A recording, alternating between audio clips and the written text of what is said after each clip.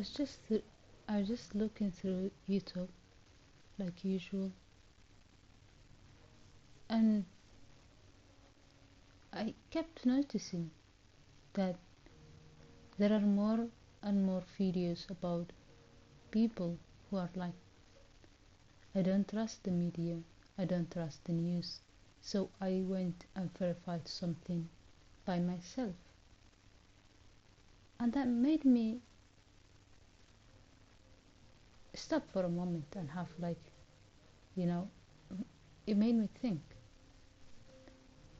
And this brings me to a question.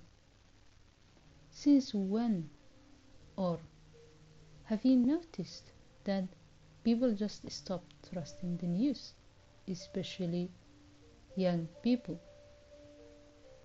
You know, your parents might remember there were when the whole family used to sit before the TV watching the news or listening to the radio, and they respected the people behind it. They respected and they believed that what they heard was the truth. However,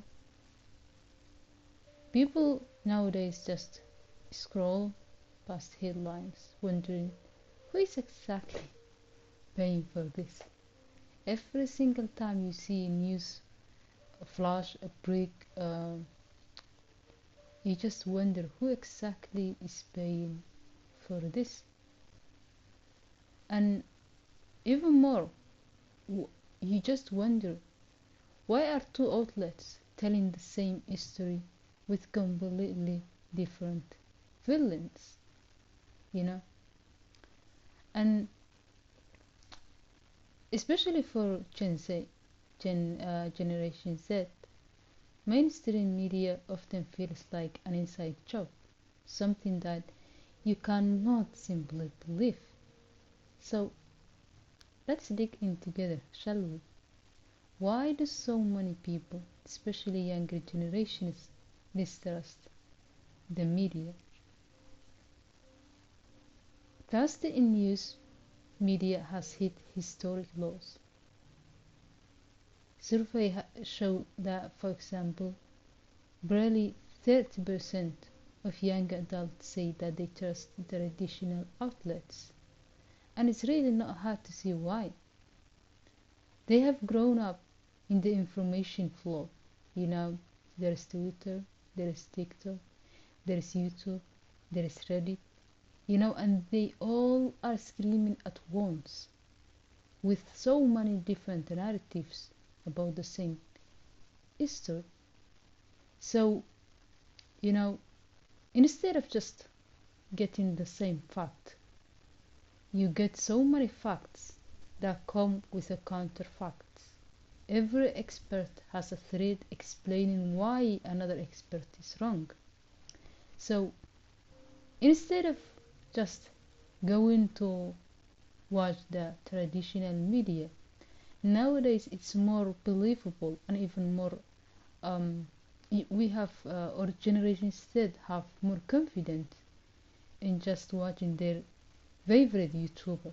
And oftentimes these single YouTubers that are not really representing any traditional outlets give more facts than those that are supposed to do so. So, to this generation, objectivity, facts, these no longer feel like real. It feels like marketing. It is just a matter of who is paying you more. And so, talking about who is paying more, let's just look at the system itself. News isn't free, right? Someone must pay for it. And that who is paying exactly for this? It could be, for example, advertisers. It could be billionaires who just really own the entire network. It could be political donors quietly setting the agenda. And this makes you just question yourself. If there is someone paying for it, Would these news outlets say something that contradicts the things that they want you to say? And in reality, it's very hard to argue for that. If I'm paying you, I expect you to agree with me, because that's exactly I am basically just buying your words and including the truth that you tell to your audience. So, and also there is the algorithm, right? The invisible editor in chief of the internet. You do not just get these news highlights, you do not just get by coincidence. They're picked so for you to see it. It doesn't, and this algorithm doesn't really care about the truth. What it cares about is engagement. How many people clicked on it?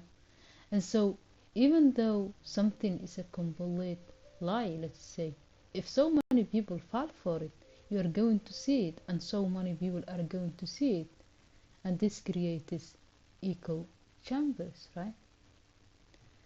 And is is that nuance doesn't trend. Outrage gets clicks though. When you see something that's so unbelievable, you can't help but click on it. And by just clicking on it, you are creating algorithm that just pushes more, or you're creating these clicks create such an opportunity that more people will see something that's not based on the truth. So when anger and division make money, guess what you are going to see more of. Now, when people lost faith in traditional media, they didn't stop consuming news. They simply reallocated.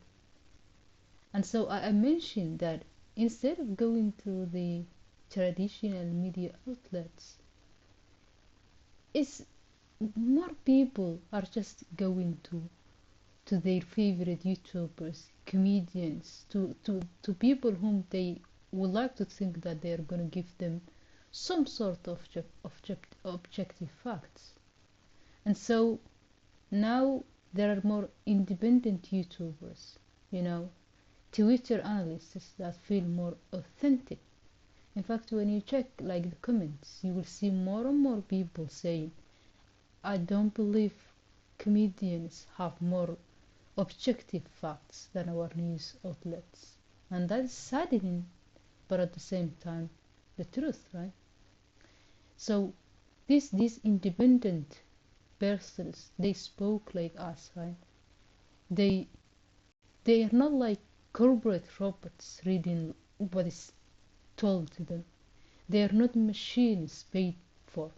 They are people who perhaps have the same frustrations. But here's also the funny twist. When everyone becomes a journalist, no one gets fact checked. Perhaps the person who become your favorite YouTuber, your favorite Twitter analyst, perhaps this person will change throughout the days, and before you even know, they're giving you so many false news, and you just believe it because you honestly agreed with them, perhaps. And so no one really gets fact checked. There is more truth out there, but also there is more noise, and unfortunately there are more noise makers than truth tellers. And so when the noise gets too loud, even real stories start to sound fake. And this is exactly how a lot of these things that you see in the media today work. Is the point is just to make a noise. The point is to make a contradiction. The point is to make you question that which you know. Even really, if they make they may make so many fake stories to the point that you are going to question even the simplest things about life. So the distrust isn't really entirely bad. It means that people are paying attention. You are not really just buying everything that you are told to, and that's good. That's very good, right? It means also that we care about bias, influence, manipulation, especially manipulation, because these news highlights, these breaking news, these are meant to get a very strong emotions out of you. They are some sort of manipulation, and so that is a danger, and that is something that we must see in order to prevent it. So the danger, as I said, isn't itself skepticism, it is apathy. Because if no one really believes anything, then whoever screams the loudest gets to define the truth. So, yeah, maybe the myth is broken, but who is exactly going to fix it? Perhaps it's you, perhaps it's us. I don't know, that's really not the point though.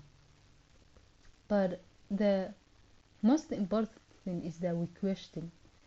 We question everything we hear, we see, we question the things that people who claim to be experts, yell the most.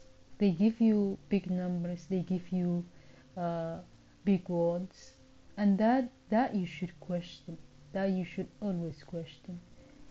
Verify. It's really important to verify, right? Verify before you share, verify before you comment. Stay curious. I'm so well. Thank you for listening. This was the filter, and I am just an introvert who is sitting here and talking about things that interest them. So, well, thank you for listening, I guess.